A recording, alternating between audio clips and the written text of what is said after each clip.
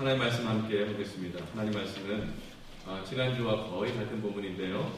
민수기 13장 30절부터 14장 3절까지 있고 14장 8절부터 10절까지 말씀 두 번으로 나누어서 다시 한번 읽도록 하겠습니다. 민수기 13장 30절부터 14장 3절까지 먼저 우리 한 목소리 읽도록 하겠습니다.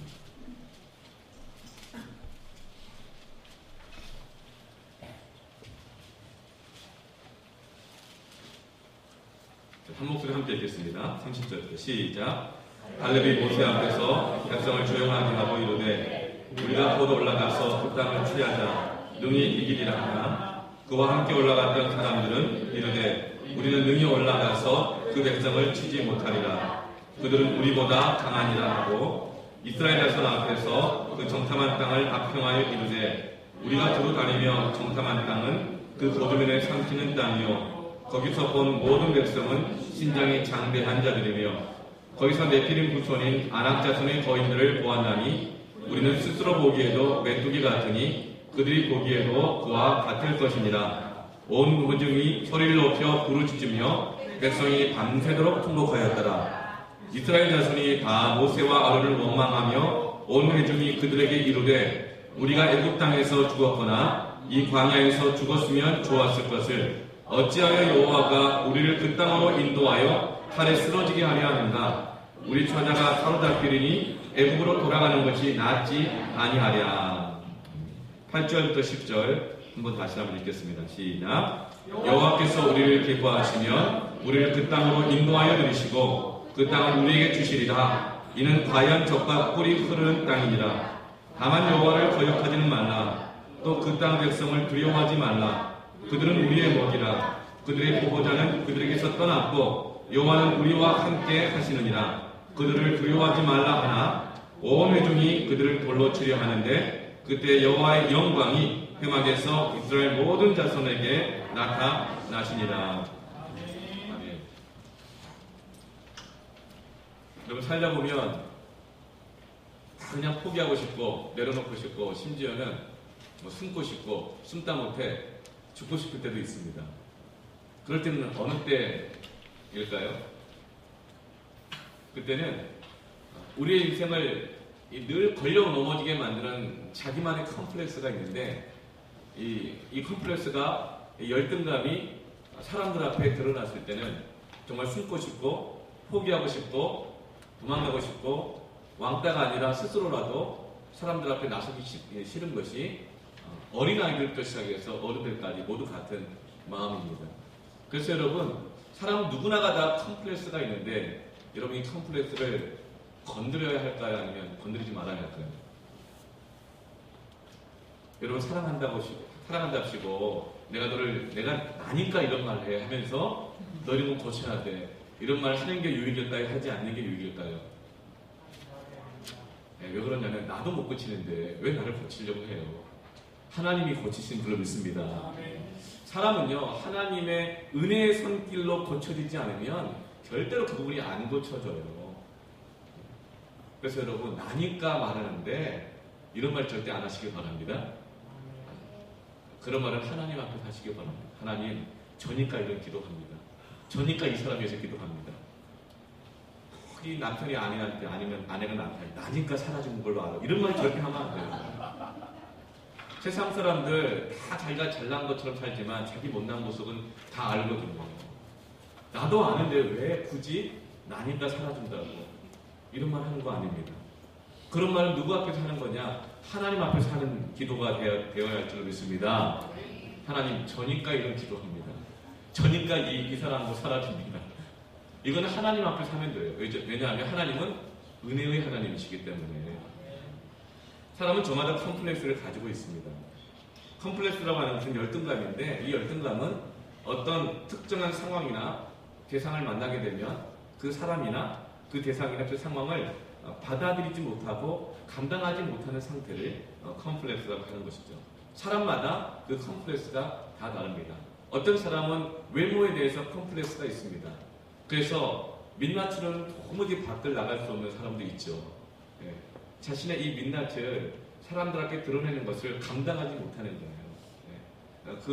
그분의 인생은 안타깝게도 그 피부의 상태에 매이는 것이죠. 모든 관계나 모든 상황 속에서. 그래서 이 대학생들 제가 한번 비전 트립을 간 적이 있었어요. 아주 그냥 동남아 밀림 깊은 곳으로 가는데 얼마나 더워요. 힘들어요. 그런데 새벽같이 일어나가지고 한 번도 저는 그 자매가 힘든 걸 못 봤어요. 새벽같이 일어나서 바르고 그 위에 또 바르고 그 위에 또 바르고. 네. 우리는 어떤 이런 컴플렉스를 가지고 있습니다. 드러나는 것이 두려운 부분들을 가지고 있죠. 뭐 피부뿐만 아니라 외모라든가 키라든가 또 성적이라든가 아니면 우리는 또 장성하고 어른이 되면은 우리 연봉의 수준이라든가 참 이런 것이 비교되어서 드러나는 것을 잘 감당하지 못할 수가 있어요. 또 내 명함에 찍혀있는 직업이 뭐냐라든가 우리는 어떤 이런 부분이 딱 걸려지게 되어지면 우리는 거기에 눌려가지고 하나님 내게 주신 약속의 말씀이나 내게 주신 은혜조차도 다 까먹어버리고 말 때가 있습니다. 중요한 것은 우리가 무엇을 가지고 있느냐보다 그것을 누르고 있는 것을 하나님의 은혜로 회복해서 하나님께서 우리에게 주신 그 비전과 약속이 이루어진 인생 되기를 주님의 이름으로 축복합니다. 네. 여러분 혹시 외모 때문에 열등감을 갖고 계시는 분 계세요? 여러분 참 주님을 다 닮아가야 되는데 주님은 외모는 닮지 않기를 바랍니다. 성경에 예수님의 외모를 어떻게 표현하고 있죠? 마른 땅에 연한 순 같아서 보기에 흠모할 만한 것이 조금 있다? 찾아보면 있다? 네, 보기에 흠모할 만한 것이 하나도 없다는 이게 예수님의 모습인 것입니다. 저는 그 생각을 해봤어요. 예수님이 왜 그러한 모습으로 오셨을까? 우리에 대한 배려인 줄은 믿습니다. 참 하나님은 사랑했어요. 저 같으면 잠깐 33년 사는 동안 그래도 가장 잘나고 건강하고 멋진 모습으로 나타나고 싶을 것 같은데 한순간을 보여줘도 최고의 컨디션으로 보여주고 싶은 것이 사람의 마음이잖아요. 그런데 우리 하나님께서는 우리를 배려하시느라 마른 땅이 연한 순과 같이 보기에 흠모할 만한 것이 아무것도 없는 모습으로 오셔서 그래도 하나님의 은혜에 붙잡히게 되어지고 하나님의 말씀에 붙잡히게 되어지고 기도하며 살아가게 되어지면 그 마른 땅이 연한 순 같은 사람 보기에 좋은 조건 아무것도 없는 사람이라 할지라도 하나님의 도구가 되어집니다. 아멘. 하나님의 뜻을 이루는 데는 우리의 외모나 조건이 아무 장애가 되지 아니함을 우리에게 보여주시기 위해서 그 모습으로 오신 줄로 믿습니다. 아멘. 여러분 주님의 이름으로 선포합니다. 여러분의 외모가 여러분의 코의 높이가 뭐 이런 말을 하죠. 클레오파트라의 코의 높이가 조금만 더 높았다면 뭐 낮았다면 역사가 바뀌었을 거라고. 여러분 그것은 거짓말입니다. 네. 여러분 인류의 역사가 코 높이로 바뀐다고 생각합니까? 인생이 코 높이로 바뀐다고 생각하십니까? 뭐 이런 말이 있더라고요. 성형수술을 하게 되면 관상이 바뀌어가지고 인생이 바뀐다고. 여러분 우리의 인생은 하나님이 주관하시는 줄로 믿습니다. 아멘. 우리의 인생은 오직 믿음으로만 이루어져가는 것을 믿으시길 바랍니다. 관상이 아닙니다. 외모가 아닌 것입니다. 이처럼 우리는 외모에 대한 컴플렉스만 있는 것이 아닙니다. 사실은 이 나이에 대한 컴플렉스도 있더라고요. 저는 이게 좀 동하는 편입니다. 이것도 조금 컴플렉스가 될 것 같아요. 네. 한 번은 제가 이 외모에 대해서 좀 컴플렉스를 가진 적이 있었는데 제가 운전 면허증을 이제 딴 지 15년 됐어요. 그러니까 15년 전에 그때도 제가 여행 사역자였습니다. 서울 상계동에서 운전면허를 따기 위해서 매일마다 이제 연수를 하러 가는데 가르쳐주는 선생님이 계세요. 그분에게 잘 보여야 되잖아요. 커피도 타드리고 이렇게 계속 해야 되는데 이분은 예수를 안 믿으신 분이셨고 또 담배를 즐겨 피시더라고요. 근데 제가 계속 커피만 타드리니까 불만이었나 봐요. 네. 불만이 있고 담배가 없으니까 불만이었던 것 같아요. 네. 여러분 웃으실 때 편하게 웃으셔도 네. 그래서 이제 어느 순간에 이분이 뭐 담배는 없어요? 이렇게 물어보시더라고요. 그래서 제가 저는 담배는 안 피웁니다. 그러면 제 마음이 약간 불편했어요. 그래서 내가 명색의 사역자인데 나한테 담배를 권하는 걸 보니 내가 그런 느낌이 안 나나 보다. 그런 좀 불편한 마음이 있었어요. 그래서 제가 이제 그분이 이제 담배를 자기 걸 꺼내서 피시는 가운데 제가 불편한 마음을 조금 표현했죠. 제가 이런 질문을 했어요. 선생님, 제 직업이 뭐 같아 보이십니까? 그랬더니 그분이 얘기하시기를 무슨 뭐 대기업 다니는 기획실 이런 데 다니세요? 아니면 연예 기획사 뭐 다니시는 거 이렇게 얘기하는 거예요. 그런 마음이 좀 더 상했어요. 내가 아직 기도가 부족한가 보구나. 내가 말씀 생활이 아직 부족한가 보구나. 네. 그런 마음이 들었어요. 그러면서 저보고 다시 오히려 담배를 권하더라고요. 한 대 피시죠? 제 마음이 얼마나 상하는지 나를 몰라보고. 네. 그래서 제가 이렇게 얘기를 했죠. 전 담배 안 피웁니다. 그랬더니 이분 말씀이 과감히 에이 잘 피게 생기셨는데요. 저는 그때 내가 사역의 길을 계속 가야 되는가. 그러면서 보기만 해도 목사님 같고 얼굴도 하얗고 인자해 보이고 영성 있어 보이는 그런 분들을 보면 그렇게 컴플렉스가 막 생기더라고요. 그러나 여러분, 그럼에도 불구하고 이런 외모를 가졌음에도 불구하고 우리 권사님 기도하실 때 담임 목사님이라고 기도하잖아요. 네, 할렐루야. 하나님이 쓰시는 데는 사람이 보기에 어떠하든지 우리의 중심이 하나님께 드려지게 되어지면 외모로 인해서 걸려 넘어진 모든 것들을 넘어가게 되어지는 은혜가 있는 줄로 믿습니다. 오늘 하나님께서 주신 꿈에 그리던 약속의 땅, 비전의 땅, 가나안 땅에 도착했어요. 40일을 밤낮을 걸어가지고 추위와 더위에 시달리고 배고픔에 시달리면서 하나님이 말씀해 주신 그 젖과 꿀이 흐르는 비전의 땅으로 지금 왔습니다. 왔는데 정말 이제 이 땅이 하나님 주 비전의 땅이 맞는가 하여서 12명의 정탐꾼을 보냅니다. 40일 동안 그 땅을 두루 탐지하고 돌아오게 합니다. 여러분, 이 12명의 정탐꾼은 어떤 사람들일까요? 보통 사람들이 아닙니다. 적어도 이스라엘 백성 전체 200만 명 중에서 갈리고 뽑혀서 남은 12명이에요. 200만 분의 12에 이 아주 탁월한 사람들이 정탐꾼으로 뽑힌 사람들입니다. 얼마나 정확하게 보겠습니까? 200만 명 중에 12명에 속한 사람이니 이들 안에는 얼마나 탁월함이나 자신감이 있었겠어요. 그래서 그들이 이제 40일 동안 땅을 정탐하는데 돌아와서 보고를 이렇게 말합니다. 과연 정말로 그럴까? 과연 그 땅은 하나님의 말씀해 주신 대로 젖과 꿀이 흐르는 땅입니다. 정말 그렇습니다. 꿈에도 그리던 그 비전의 땅입니다. 그런데 그들은 왠지 그 약속의 땅, 비전의 땅으로 성큼 들어가지 못합니다. 왜 그럴까요? 32절 말씀을 보면 계속적으로 반복되는 네 가지 단어가 있는데 그것은 뭐냐면 보았다는 뜻입니다. 그 땅을 보니까 거주민을 삼키는 땅이고 거기서 본 모든 백성은 신장이 장대하고 33절에 안악 자손의 거인들을 보았나니 우리는 스스로 보기에도 메뚜기 같으니 그들이 보기에도 그와 같을 것입니다. 사람은 외모를 보지만 하나님은 중심을 보는 줄로 믿습니다. 이 12명의 정탐꾼은 모든 조건을 갖춘 사람들이고 남들에 비해서 탁월한 사람들이었지만 그들을 눈으로 보는 것을 비교하기 시작한 것입니다. 안악자손을 본 다음에 자기 키하고 비교를 한 거예요. 그 젖과 꿀이 흐르는 좋은 땅을 보았는데 자기들이 지금 처해 있는 땅 한 평 없이 광야에서 방황하면서 천막치고 살고 있는 자기의 땅과 비교한 것입니다. 그들의 성읍과 견고한 성읍과 자신들이 치고 있는 태풍이 한번 불면 나라가 버리는 장막과 비교하고 있는 것이에요. 그래서 그들의 비교의 결론은 뭐였습니까? 그들이 보기에도 우리가 메뚜기처럼 보잘것 없을 것입니다. 그래서 뭐라고 말하죠? 돌아갑시다. 그 하나님 주 비전의 땅을 포기하는 것이죠. 이것이 바로 컴플렉스입니다. 하나님 우리에게 약속의 말씀을 주셨어요. 40일 동안 수많은 기적을 경험해 왔어요. 만나와 메추라기의 기적을 경험하고 구름 기둥과 불 기둥을 경험하고 홍해 바다가 갈라지는 놀라운 은혜의 역사를 우린 다 경험한 사람들인 줄로 믿습니다. 그럼에도 불구하고 그들이 하나님이 주시는 그 믿음으로 바라보지 않고 육신의 조건으로 보기 시작했을 때 그들은 비교 속에서 컴플렉스에 사로잡혀서 주시는 약속의 땅을 받아들이지 못합니다. 그 안으로 들어가지 못하는 것이죠.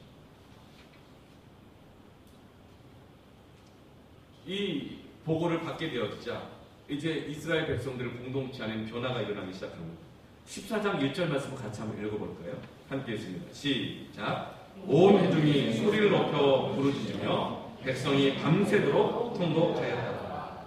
네. 이 12명의 정탐꾼, 특별히 10명의 부정적인 이 정탐 소식을 들었던 이 부정적인 말들이 온 이스라엘 백성들 공동체 안에 들불처럼 번져나가기 시작하면서 이제는 온 회중이 실제로 가보지도 않았지만 듣기만 해놓고서도 온 회중이 소리를 높여 부르짖으며 밤새도록 통곡한다는 것이죠. 어떤 사람이 나에게 그렇게 말할 수 있습니다. 너는 싹이 노래, 넌 소망이 없어. 그 말을 듣기만 했는데 앞으로 살아보지도 않은 인생에 대해서 절망하고 포기하면서 밤새 우울해하고 통곡해하는 경우가 있다는 것이죠. 그래서 여러분, 우리의 언어가 악평하는 것을 주의해야 합니다. 조심해야 합니다. 아무리 내가 사랑하는 사람이라 할지라도, 내가 아무리 믿는 사람이라 할지라도 그 영혼에 대한, 그 사람 인생에 대한 평가할 자격이나 권리나 능력은 우리에게 없는 것입니다. 우리는 어떤 권리가 있는가? 따라합시다. 축복할 권리, 기뻐할 권리, 감사할 권리. 하나님께서는 내 귀에 들리는 대로 시행한다고 하셨습니다. 그러면 여러분, 우리는 아무리 내가 어떤 사람보다 더 나은 것 같고 더 많은 경험을 가졌다 하더라도 그 사람에 대해서 평가하거나 정죄하거나 판단할 자격은 없는 것입니다. 그런데 이 12명의 정탐꾼 중에 10명의 정탐꾼은 자신들이 이스라엘 대표로 해서 갔다 왔기 때문에 그랬는지 그 땅에 대한 악평하는 부정적인 말을 하기 시작했죠. 그러자 그것이 삽시간에 번져서 온 이스라엘 공동체가 부정적인 생각과 두려움과 미래에 대한 절망으로 사로잡혀서 통곡하며 울기 시작하는 것이죠. 얼마나 많은 사람들이 이런 부정적인 말을 들으면서 가보지도 않고 해보지도 않으면서 포기하고 절망하는 사람들이 얼마나 많은지 모릅니다. 저에게도 좀 열등감이 많았어요. 이 열등감의 출발은 이런 부정적인 말을 들음으로부터 시작이 되어지는데, 저는 어릴 적에 초등학교 4학년 때부터 1년에 한 번씩 전학을 6년간 다녔습니다. 4학년, 5학년, 6학년, 중학교 1학년, 2학년, 3학년까지. 그것도 대도시로. 그러니까 옆 동네로 이사를 간 게 아니에요. 전라도에서 경상도로, 경상도에서 서울로. 계속적으로 전학을 다니면서 한참 사춘기 때 예민한 나이에 학교에 적응하는 것이 얼마나 힘들었겠어요. 여러분, 전학을 하니까 환경이 바뀌니까 마음이 막 새로워지면서 공부가 더 잘 될까요? 새로운 친구를 만나고 새로운 책상, 새로운 학교 건물, 새로운 선생님, 호기심이 발동하면서 그 선생님이 가르쳐주는 수업이 너무나도 귀에 쏙쏙쏙 들어오고, 처음 만나는 친구 보고 싶어가지고 매일마다 학교 가고 싶어지고, 그럴까요? 1년에 한 번씩 계속 전학을 다니는데 학교 생활이 적응이 안 되는 거예요. 성적이 올라가는 게 정상이에요? 내려가는 게 정상이에요? 내려가는 게 정상이에요. 근데 저는 그것이 정상인지 몰랐어요. 성적이 자꾸 내려가니까 나는 비정상이다. 나는 문제가 있다. 나는 큰일 났다. 내 인생은 드디어 너무 어린 나이에 내리막길을 걸어가고 있구나. 뭐 이런 두려움에 사로잡혔어요. 이게 정상임에도 불구하고, 여러분, 환경 바뀌면 성적 나빠지는 것은 정상인 줄로 아시기 바랍니다. 그런데 왜 나는 그것을 비정상으로 여겼는가? 내 옆에 나보다 한 살 많은 누나, 그 누나는 아무리 전학을 다녀도 성적이 내려가기는커녕 올라가더라고요. 누가 비정상이에요? 저희 누나가 비정상인 거예요. 문제가 있는 거예요, 거기는. 네. 근데 저는 제가 문제가 있다고 생각해요. 이게 바로 컴플렉스입니다. 네. 그리고 또 저희 형 장남은 그렇게 전학을 다녔다가 뭐 고등학교 한 2학년 때까지는 막 성적이 막 곤두박질 하더라고요. 근데 고3 1년 동안 공부를 열심히 하더니 서울에 있는 모 대학을 좋은 성적으로 S대학을 들어가더라고요. 서울대 아닙니다. 네. 서울대는 좋은 대학인가요? 네. S대 좋은 대학이 얼마나 많은데요. 그걸 보면서 그 형과 누나를 함께 보니까 나는 보기에도 메뚜기 같아요. 그냥 밥만 축내고 파구미만 축내고 그냥 메뚜기처럼 그냥 달라붙어가지고 그런 것처럼 보이고, 그런 거를 우리는 식충이라고 그러잖아요. 하여튼 그런 비참한 마음이 제 안에 들었습니다. 그래도 어떻게 하면 극복을 해보려고 노력을 했어요. 여러분, 컴플렉스는요, 노력한다고 극복되는 게 아니에요. 여러분, 성적은요, 단지 노력한다고 극복되는 게 아닙니다. 제가 노력을 했어요. 얼마나 공부를 열심히 해보려고 했는지 몰라요. 그 시험 기간 때 제가 자존심이 좀 강함에도 불구하고 나이 한 살 많은 누나에게 수학을 다른 다 끌어도 확률 통계에서는 꼭 막히더라고요. 도무지 이해가 안 가고 이것은 대체 어느 나라의 어느 나라. 정말 딴 세계 속에 들어가는 것 같고 확률 통계만 들어가면 확률이 안 나와요. 내 인생의 통계가 개선이 안 되고 어두워만 가고 막 불행해질 것만 같아요. 그래서 제가 근데 저희 누나는 워낙 천재여가지고 수학 참고서를 한 번도 사본 적이 없는 사람인데 늘 수학을 만점을 받아요. 그래서 저는 그때 생각했어요. 여자는 수학을 잘하는구나. 남자는 못한다. 이 생각을 했어요. 확률 통계를 물어봤는데 저희 누나가 가르쳐줬어요. 한번 풀어줬어요. 지금 인도네시아로 선교사로 나가 있는, 지금 여러분의 기도 덕분에 목숨이 위험한 상황에서 이제 잘 벗어나고 한인교회 목사님을 지금 잘 기획을 하고 있다고 소식이 왔습니다. 기도해 주셔서 감사합니다. 근데 하여튼 그 누나가 한번 다 풀어주더라고요. 설명을 해주더라고요. 뭐 저희 누나는 초등학교 3학년 때부터 새벽 기도를 매일같이 다녔던 누나예요. 그러니까 저도 그래서 아직은 선교사도 좀 목사보다 위가 아닐까 이런 생각을 해요. 그래서 한번 설명해줬어요. 한번 설명해줬는데 혼자 1시간 파서 안 풀어진 문제가 이해가 될까요? 안 되는 게 정상이에요. 한번 설명해줬는데 이해 안 됐을 때 내가 비정상이라고 생각하지 마세요. 그게 정상이에요. 그래서 제가 다시 또 물어봤어요. 2번을 풀어주더라고요. 근데 이해가 안 돼요. 여러분, 그것도 정상에 가까운 겁니다. 3번을 물어봤어요. 또 설명을 해줬어요. 이해가 안 돼요. 정상일까요? 비정상일까요? 그때 정상이라고 생각하면 좀 그렇고, 혹시 내가 좀 비정상은 아닌가 이제 생각하게 되죠. 그렇게 3번, 4번 물어봤는데 누나가 인내력을 갖고 계속 설명을 해줬어요. 몇 번 설명했는지 기억은 정확하게 안 나지만 이제 미안한 마음이 들더라고요. 그리고 부끄럽기도 하고. 누나가 물어보더라고요. 이젠 이해가 되니? 사실은 이해가 안 됐음에도 불구하고 미안하고 부끄러워서 누나. 그런데 그때 제 눈이 살짝 흔들렸나 봐요. 저희 누나가 눈치를 채고 내 머리를 밀면서 이렇게 말하는 거예요. 미련한 놈. 너는 리어카 하나 끌어라. 좋은 차 놔두고 왜 리어카를 끌어라. 미련한 놈, 넌 리어카 하나 끌어라. 그때 그 한마디가 내 가슴에 팍 박히면서 그 다음부터 길에 가다 리어카만 보면 분노가 치밀어 오른다. 그리고 리어카만 보면 불안해지기 시작하는 거예요. 내가 저것을 밀지 모른다. 여러분, 그러면서 내 인생이 막 암흑 속에 들어가는 겁니다. 그럼 여러분, 제가 지금 리어카를 끕니까? 끌어요. 건축 현장에서 리어카 여러 번 끌었어요. 여러분, 그러나 그 리어카를 끌어도 하나님의 교회를 세우는 줄을 믿습니다. 정말 리어카를 끌게 되더라고요. 그러나 하나님의 교회를 세우잖아요. 그래서 제가 맨날 리어카만 끌고 다니는 거 아니잖아요. 지구에서 제일 좋은 차 스타렉스도 몰고 다니고 새벽에 여러분들을 기도하러 태우러 다니고. 할렐루야. 우리는 어떤 나의 연약함 가운데 붙잡히게 되어지고 거기에 매이게 되어지면 하나님 내게 주시는 약속, 소망, 비전을 갖지 못하게 되어지며 내가 무엇을 할 수 있을까? 나는 아무것도 할 수 없다. 그만 포기하게 되고 마는 것이죠.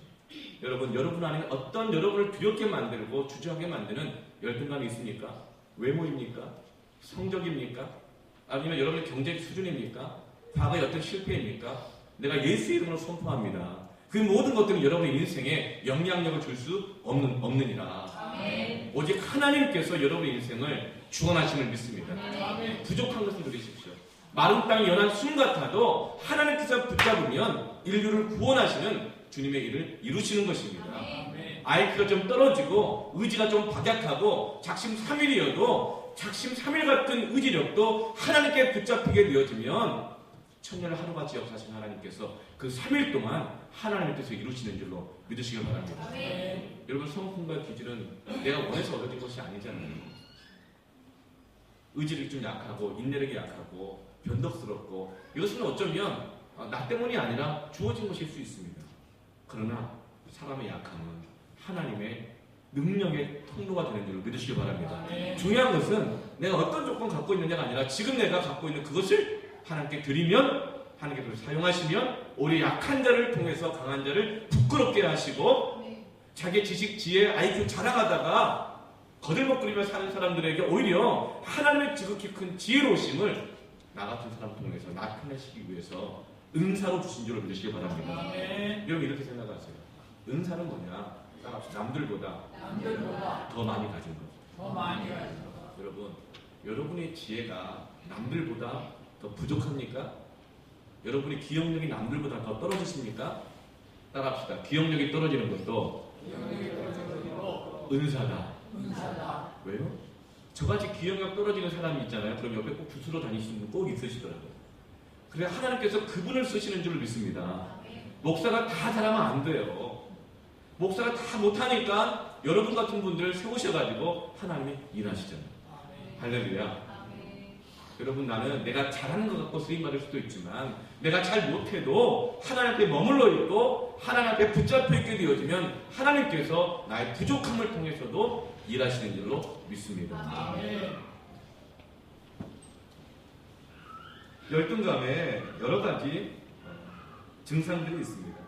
첫 번째는 죄책감이 많아요. 죄책감이란 뭐냐면 죄를 느끼는 책임감 이런 것만이 아니라 죄책감의 본질은 뭐냐면 나 때문이다라는 생각입니다. 자기 정죄이죠. 나 때문이다. 항상 내가 잘못했다고 생각해요. 밥을 먹다가 갑자기 집안 분위기가 좀 싸해요. 그러면 이렇게 생각하고 즉각적으로 내가 뭐 잘못한 거 없나? 나 때문에 그러나? 열등감은 늘 자기 자신이 무가치하다고 느끼기 때문에 모든 문제의 원인을 자기라고 생각하는 것입니다. 어떤 일을 시작할 때도 어쩌면 나 때문에 안 될지 몰라. 그래서 아무것도 시도하지 못하는 것이죠.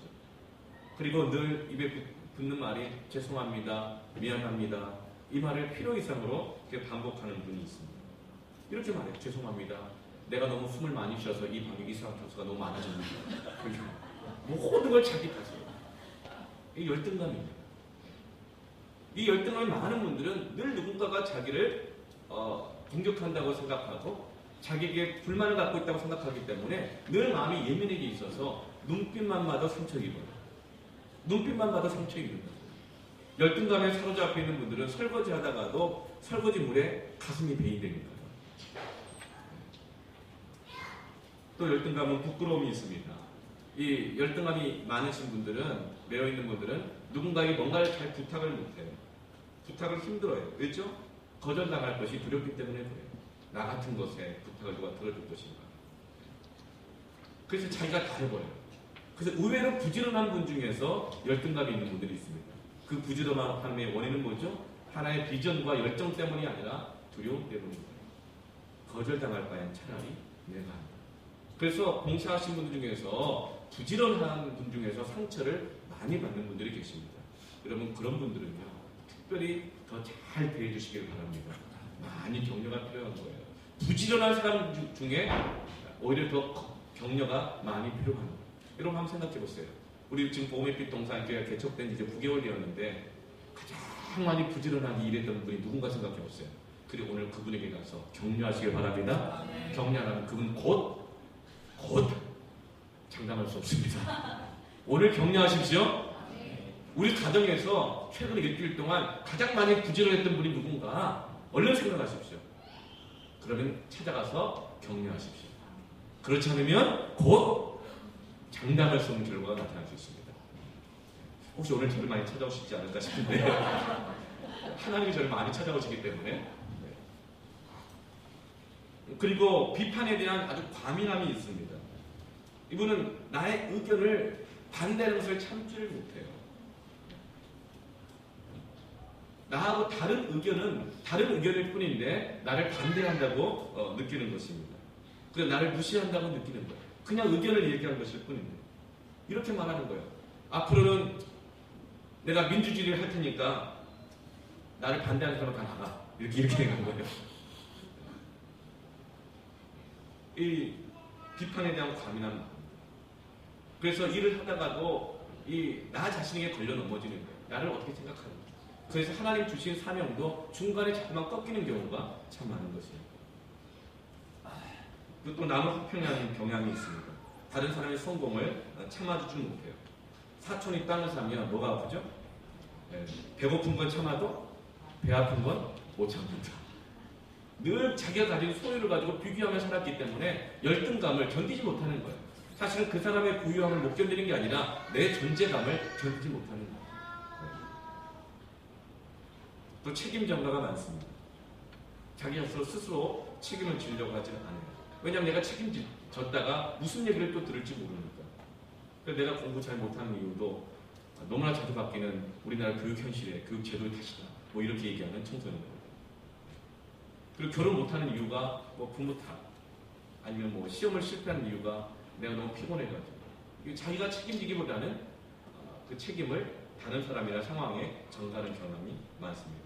또 지나치게 수다를 많이 떤다든가 익사를 피우는 경우도 많이 있죠. 나보다 강한 사람 앞에서는 꼼짝도 못하지만 만만한 사람 앞에서는 이중적인 모습을 보이는 경우, 열등감이 많은 분입니다. 또 우월의식도 있죠. 열등의식은 우월해지는 노력 중에 하나인데 우월의식 있는 분들은요 잘 안 물어봐요. 여러분, 남자가 운전을 잘합니까? 여자가 운전을 잘합니까? 네. 그러면은 운전을 배우거나 할 때 여성이 많이 물어봐요? 남성이 많이 물어봐요? 네. 우월의식인 사람은 절대 안 물어봐요. 네. 그리고 가르쳐 주려고 그러면 막 화를 냅니다. 차라리 당신이 운전을 하든지 하면서 막 이렇게 합니다. 운전을 할 때 여성들은 길을 참 많이 물어봅니다. 여러분, 여자들한테 길은 가능한 한 묻지 않으시길 바랍니다. 여성들은 특별히 은사가 있지 않는 한은 대부분 공감 감각이 떨어지기 때문에 여자에게 뭐 지도를 보라고 한다든가 그건 굉장히 큰 고문이에요. 네. 남자들은 이런 어떤 우월의식을 갖고 있기 때문에 그 부분에 대해서 물어보거나 이렇게 하면 참 좋아하지만 자기가 오히려 물어보는 것은 굉장히 힘들어하죠. 또 열등감을 갖고 있는 사람들은 비현실적인 완벽주의를 추구합니다. 실수를 절대로 용납하지 않습니다. 통제 욕구가 강합니다. 모든 걸 다 알아야 마음이 편안합니다.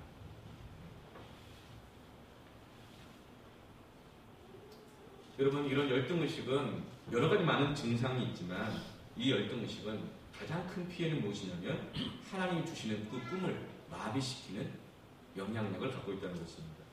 열등감은 하나님 주신 비전과 가능성을 죽이는 것이죠. 지성과 이 야성을 타고났던 이 12명의 정탐꾼들, 그들은 머리도 좋았죠. 리더십도 있었습니다.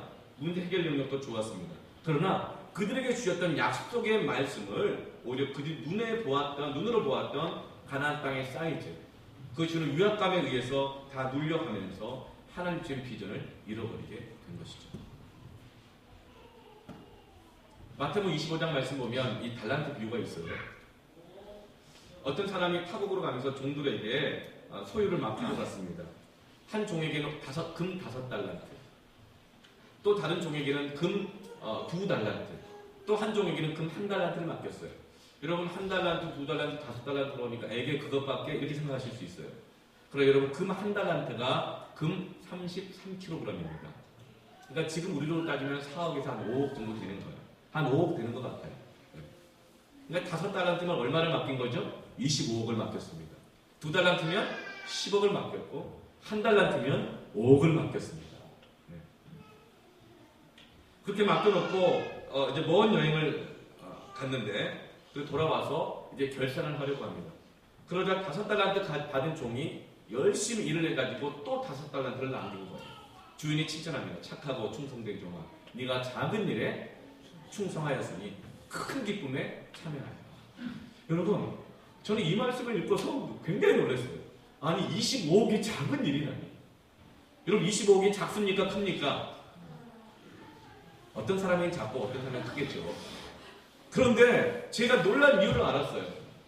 나한테는 25억이 크지만 하나님한테는 작은 줄을 믿습니다. 이 말은 뭐냐? 하나님이 우리에게 주실 은혜와 크고 놀라운 일에 비하면 이 25억은 작은 일이라는 것입니다. 할렐루야. 믿음이 있는 사람은 그렇게 보는 것이고, 돈에 매여 사는 사람들은, 재산에 매여 사는 사람들은 25억을 작은 일이라고 그럴 때 놀라는 거예요.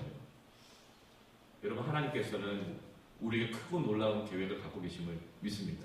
아멘. 그렇게 해서 이제 또 2달란트를 맡은 사람은 또 2달란트를 남겼어요.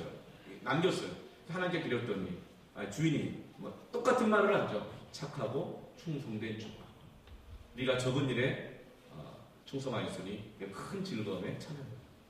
여러분, 좀 이상하지 않아요? 25억을 남긴 사람하고 5억을 남긴 사람은 차이가 커요, 작아요? 근데 하나님의 평가는 똑같은 것입니다. 무슨 말이죠? 하나님의 평가는 이미 양에 있지 않다는 것입니다. 외모의 조건이 있지 않다는 것입니다. 하나님 양에 맡겨주신 것을 그 중심 속에서 어떻게 했는가? 마음의 중심, 동기, 태도를 보시는 것입니다. 하나님한테는 25억이나 5억이나 변별력이 없는 거예요. 우리는 그냥 도토리 키재기인지 모르지만 하나님 중심을 보시는 줄 믿습니다. 이제 한 달란트를 맡긴 종은 어떻게 했어요? 주인이 멀리 가 있는 동안 내가 괜히 이거 가지고 나댔다가 있는 것마저 없애버리면 어떡하지? 그래서 땅에 몰래 숨겨놔요. 숨겨놨다가 오랜 시간 기다려서 그 주인이 올 때까지 기다렸다 주인이 오니까 감췄던 걸 꺼내가지고 다시 그대로 가져다 줍니다. 그리고 나서 이렇게 말합니다. 내가 그대로 가져왔습니다. 잃어버리지 않았습니다. 그래야 주인의 평가는 뭡니까? 악하고 게으른 종아. 악하고 게으른 종아. 여러분, 왜 이 한 달란트 받은 사람은 그냥 한 달란트를 숨겨놓고 있다가 가져왔을까요? 마태복음 5장 25절 말씀 보면 이렇게 나와 있습니다. 두려워하여. 내가 혹시라도 이것을 잃어버릴까봐 두려워하여. 두려움에 사로잡혔기 때문에 하나님 주신 것을 감당해내지를 못한 것이죠. 그래서 아무것도 하지 않은 것입니다. 여러분, 열등감에 사로잡힌 사람들이 게을러지기가 쉽습니다. 게으르는 기질이 아니라 두려움 때문에 나옵니다. 또 이거 했다가 실패한 것 아닌가? 해봐도 안 되더라. 그 실패에 직면하는 것이 너무나 싫은 것이죠. 그래서 실패도 싫고 성공도 싫고 차라리 나는 아무것도 하지 않겠다. 여러분, 게으름은 두려움에서 나오는 것입니다. 무기력증도 열등감에서 나오는 것입니다. 여러분, 하나님 앞에 붙잡히게 되어질 때에 이 무기력증과 열등감으로부터 이기게 되는 줄로 믿습니다. 여러분의 조건 때문에 두려워하지 마세요. 그것을 하나님께 드리시길 바랍니다.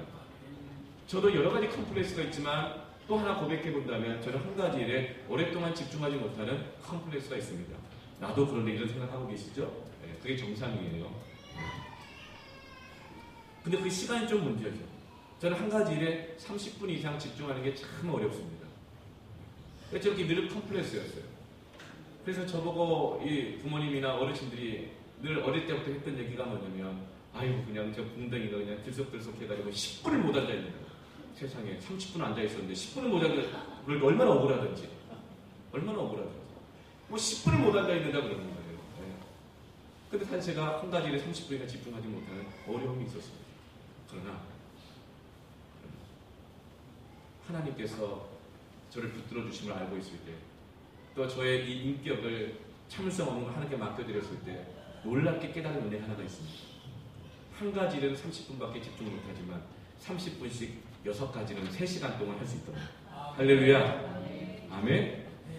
내가 부정적인 생각에 내 조건에 사로잡혔을 때는 그걸 보지 못했지만 하나님이 나를 사랑하신 걸 깨닫고 난 다음에 하나님께서 모든 사람에게 은사를 주시고 사명을 주셨다는 걸 깨닫는 순간 나에게 내가 지금까지 알지 못했던 하나님의 그 은사를 발견하게 하신 줄로 믿습니다. 열등감은 하나님과의 관계를 망가뜨립니다. 사람과의 관계도 망가뜨립니다. 오해하고 넘겨짚기 하고 망상 가운데 사로잡히기 하고 스스로 있으나 마나 못난 존재로 생각합니다. 그러나 하나님께서 우리를 사랑하심을 믿게 될 때 우리의 열등감은 극복되는 줄로 믿습니다. 어떻게 이 갈렙과 여호수아는 10명의 정탐꾼과 다르게 그 환경과 상황에 매이지 않게 되고 약속의 말씀을 그대로 믿고 취할 수 있었는가? 14장 9절 말씀 같이 한번 읽어볼까요? 함께 읽습니다. 시작. 다만 여호와를 거역하지는 말라. 또 그 땅 백성을 두려워하지 말라. 그들은 우리의 먹이라. 그들의 보호자는 그들에게서 떠났고 여호와는 우리와 함께 하시느니라. 그들을 두려워하지 말라. 그 땅을, 그 사람들을 두려워하지 않을 수 있는 이유는 어디에 있습니까? 한번 따라가시겠습니다. 여호와는 우리와 함께 하시느니라. 아멘. 어떤 조건을 가지고 있어도 하나님이 함께하는 백성은 결코 그 조건 때문에 망하지 않습니다. 어느 대학을 가느냐가 중요한 것이 아니라 어느 대학을 가든지 하나님이 함께하면 그 대학이 가지고 있는 능력을 뛰어넘는 하나님의 능력이 그 사람을 통해서 나타나는 줄로 믿습니다. 뛰는 놈 위에 어떤 사람 있죠? 나는 놈 있고, 나는 놈 위에 어떤 사람 있죠? 업혀 다니는 사람입니다. 하나님이 함께 하시면 그 조건, 자격, 능력을 뛰어넘는 하나님의 역사가 나타나는 줄로 믿습니다. 하나님의 선택을 믿으십시오. 하나님의 사랑을 믿으십시오. 적어도 우리는 어떤 존재들입니까? 믿는 자들에게는 하나님의 자녀가 되는 권세를 주셨다. 하나님의 자녀는 어떤 사람이에요? 하나님 우리의 왕이시라면 우리는 그분의 왕자요 공주인 줄로 믿습니다. 여러분, 우리가 왕자와 공주라면 더 이상 승진을 할 수가 있어요, 없어요? 우리는 더 이상 올라갈 때까지 다 이미 올라간 사람들인 것입니다. 우리가 하나님의 자녀라면 가진 것이, 못 가진 것이 있어요, 없어요? 이미 우리는 하나님의 자녀라면 모든 것을 가진 자임을 믿으시길 바랍니다. 그것을 어떻게 취하는가, 어떻게 누리는가, 조건 때문에가 아니라 하나님 때문에 믿음으로 구하며 나아갈 때 하나님께서 우리를 그 자리에 세우시고 하나님이 가진 모든 것들을 우리에게 구하고 찾고 두드리는 자들에게 채워주셔서 하나님의 권세로 이 세상을 이기며 살아가게 하시는 줄로 믿습니다. 그렇기 때문에 우리는 어떻게 해야 되는가? 하나님의 자녀가 되는 그 사람에게 아파하면 안 됩니다. 내가 가지고 있는 조건, 환경을 바라보면서 아파하면 안 됩니다. 하면 안 됩니다. 내가 왜 이런 부모님을 만나가지고, 내가 왜 이런 집구석에 태어나가지고, 그러면 잠을 새워 통곡할 일밖에 없는 거예요. 그것은 우리의 권리가 아닙니다. 우리는 무엇을 해야 할까요? 축복해야 합니다. 나 자신에 대해서도 축복해야 합니다. 나를 기뻐해야 합니다. 그래서 사도 바울은 데살로니가전서 5장 16절에서부터 24절까지 컴플렉스를 극복하는 하나님의 비전을 이루는 비결을 이렇게 말씀합니다. 한번 같이 한번 읽어볼까요? 함께 읽습니다. 시작. 항상 기뻐하라. 쉬지 말고 기도하라. 범사에 감사하라. 이것이 그리스도 예수 안에서 너희를 향하신 하나님의 뜻이니라. 성령을 소멸하지 말며 예언을 멸시하지 말고 범사에 하려 좋은 것을 취하고 악은 어떤 모양이라도 버리라. 평강의 하나님이 친히 너희를 온전히 거룩하게 하시고 또 너희의 온 영과 혼과 몸이 우리 주 예수 그리스도께서 강림하실 때 흠없게 보존되기를 원하노라. 너희를 부르시는 이는 미쁘시니 그가 또한 따릅시다. 이루시리라. 어떻게 이루십니까? 그 출발은 뭐죠? 항상 기뻐하는 것입니다. 내 영혼이 기뻐하는 것입니다. 우리는 어느 때 기뻐합니까? 하나님의 사랑 안에 있을 때 기뻐할 수 있습니다. 나로 인하여 기뻐할 수 있습니다. 기뻐한다는 것은 나 자신을 향하여서 감사한다는 것입니다. 범사에 감사하는 것입니다. 이러한 부모님을 만나게 하시고, 이런 교회를 만나게 하시고, 이런 친구를 만나게 하시고, 이런 환경 상황 주신 것을 감사하십시오. 아껴가지 마십시오. 감사하십시오. 그러면 내 영혼이 그 말에 영향을 받기 시작합니다. 이런 물조차도 좋은 말 많이 하면 생명의 물, 육각수로 변환되잖아요. 우리 몸이 70%가 물이 되는데 사람의 말이 아니라 하나님의 말씀으로 기뻐하고 기도하고 감사할 때 우리의 병든 육신도 회복될 줄로 믿습니다. 우리의 부족한 인격도 변화될 줄로 믿습니다. 주님 닮아갈 줄로 믿습니다. 이 연약한 우리가 가는 곳곳마다 생명의 역사가 일어날 줄로 믿습니다. 우리의 컴플렉스는 무엇으로 이깁니까? 의지적으로 이기는 것 아닙니다. 조건 갖춰서 이기는 것이 아닙니다. 하나님께 붙잡힐 때 이기는 줄로 믿습니다.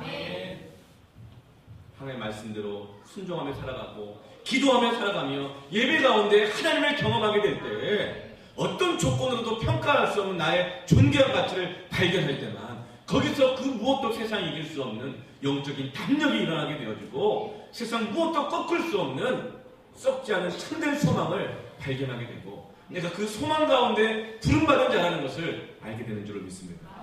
여러분을 통해서 가정이 변화될지어다. 여러분을 통해서 자녀들이 변화될지어다. 여러분을 통해서 부모님들이 변화될지어다. 우리를 통해서 이 땅이 변화될지어다. 시한교회가 기도하기를 원합니다. 여러분 한번 시간으로 가슴에 한번 손을 얹고 기도해볼까요? 가슴에 한번 손을 얹어보세요. 먼저 첫 번째 생각할 것은 여러분 감사하십시오. 내가 지금까지 부정적으로 생각했던 것들이 있죠? 감사하십시오. 어떻게 감사할 것인가? 하나님 이 연약함을 통해서 이 부족함을 통해서 하나님의 능력을 나타내실 것을 감사합니다. 여러분 자신을 위해서 감사하십시오. 나를 선택해 주시고 나를 구원해 주신 하나님 감사합니다. 나에게 크고 놀라운 계획을 갖고 계시니 감사합니다. 간단한 믿음이 필요합니다. 믿음으로 감사하십시오. 그 여러분 간구하십시오. 쉬지 말고 기도하라고 그랬잖아요. 하나님 도와주세요. 나는 할 수 없지만 하나님이시면 하실 수 있습니다. 하나님 나의 연약함은 이것이지만 또한 나의 꿈은 이것입니다. 하나님 나의 연약함을 하나님 은혜로 덮으시고 붙잡으셔서 내게 주신 하나님의 꿈을 이루게 하여 주시옵소서. 시간 같이 함께 주님 앞에 여러분의 마음을 올려드리고 나의 약함을 올려드리고 컴플렉스를 올려드리면서 주의 능력에 붙잡히며 기도하기 원합니다. 기도합니다. 하나님 아버지 감사합니다. 우리 예배 가운데 하나님을 어떤 상황에도 나는 예배하네. 참으로 기도하겠습니다. 여러분 여러분의 육신 가운데 연약한 부분이 있습니까? 여러분 아픈 곳과 여러분 손을 얹으십시오. 여러분 마음이 아픕니까? 여러분 가슴에 손을 얹으십시오. 머리에 염려하는 생각이 끊어지지 않습니까? 여러분 머리에 손을 얹으십시오. 지금까지는 감추었을 수 있습니다. 자꾸만 실패되고 응답되지 않는 것 같아 기도하는 것조차도 나에게 컴플렉스가 될 수 있습니다. 내 기도는 응답 안 된다. 이런 영적 열등감에 사로잡힐 수 있습니다. 그러나 지금 우리가 찬양하며 고백했던 것처럼 눈으로 보지 마시고 믿음으로 보시기를 바랍니다. 내 몸을 감싸시는 성령님의 치유하심의 손길을 경험하십시오. 지금 이곳 가운데 성령님께서 계십니다.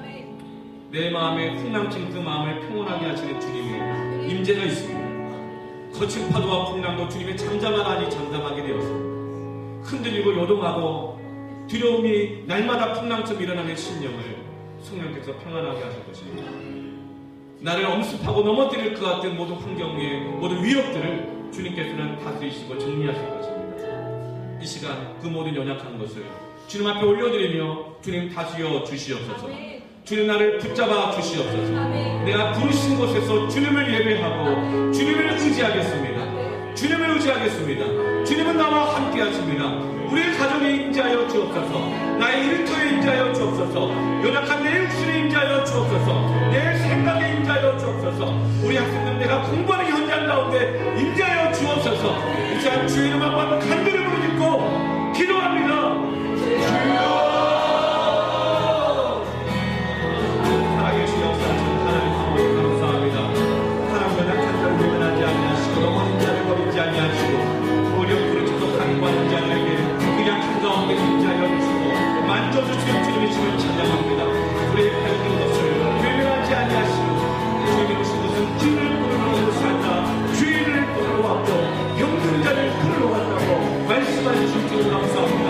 이 시간 나의 연약한 것을 주님 앞에 올려 아버지 감사합니다. 이른 번씩 넘어지는 자라 할지라도 이른 번씩 7번 일으켜주시는 주님이 우리와 함께 하십니다. 우리의 실패가 아무리 많아도 주님이 우리와 함께 하십니다. 사람은 한두 번 참아주지만 주님은 끝까지 우리를 기다리시고 참아주십니다. 사람은 한두 번 도와주고 말지만 하나님 땅 끝까지 우리와 함께 하시고 도와주십니다. 하나님은 이 사람 저 사람 가려가며 도와주지만 하나님은 어떤 사람도 사랑하시고 도와주신 것을 믿습니다. 주님 앞에 부르짖고 가는 거고 자신의 인생을 내 능력으로 살아가려고 하는 것도 아니라 주께 맡기며 살아가는 자는 어린아이나 어른이나 막론하고 누구든지 주 이름을 부르는 자는 구원하시고 도우신 하나님이심을 믿습니다. 우리 인생은 결코 어떤 조건이나 가진 것에 좌우되지 않고 나를 사랑하신 하나님께 붙잡혀 있음을 믿습니다.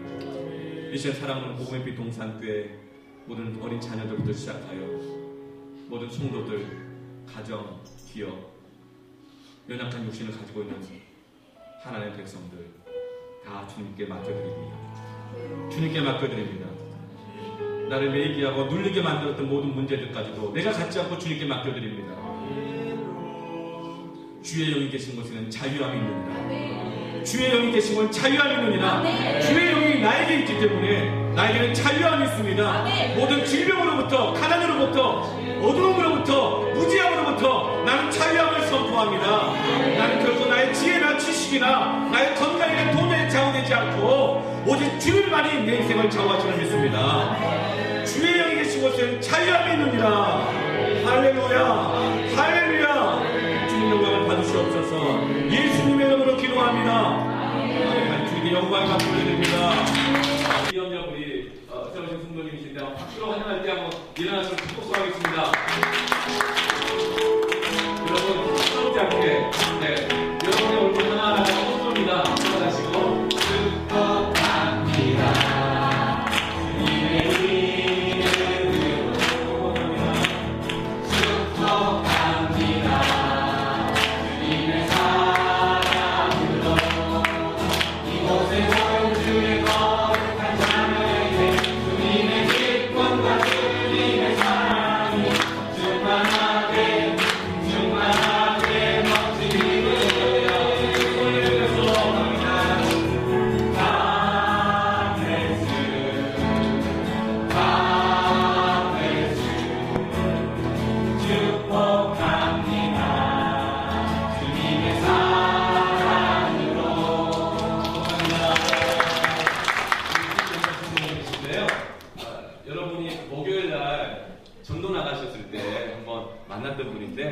제가 전화로만 몇 번 통화하고 목소리만 들었는데 이렇게 보기에만 해도 한 신앙생활 한 50년 하신 것 같아요. 아주 은혜로운 분이십니다.